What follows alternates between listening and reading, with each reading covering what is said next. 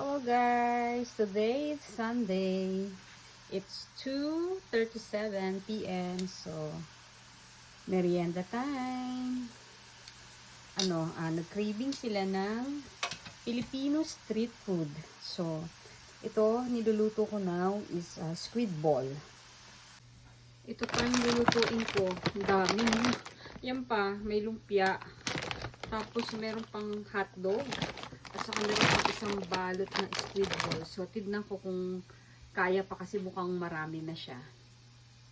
Tapos kanina, hindi ko napakita, nakapagluto na ako ng kikiam. So, 2 balot na kikiam yan.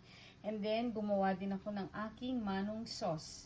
Sa ibang vlog ko, ano ko sa inyo yung recipe ng manong sauce. And then, meron tayong pipino at saka vinegar.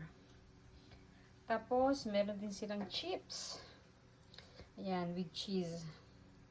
So, grabe mag-cravings, no? Marami pa yan. Meron pa atang kwek-kwek. Ganito mag-craving sa mga Pinoy dito sa California.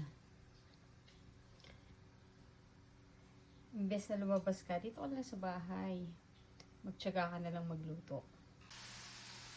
So, pwede na siguro ito. Kasi medyo ano na siya. Brown na siya. Ayan. Ayan, medyo brownish na siya. Huwag na lang natin sunugin. Sarap.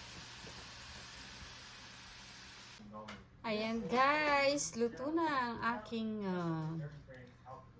Pinoy street food platter. Meron tayong kikiam, squid balls, pork lumpia, at saka Pinoy hotdog with manong sauce, at saka cucumber and vinegar. So let's eat guys.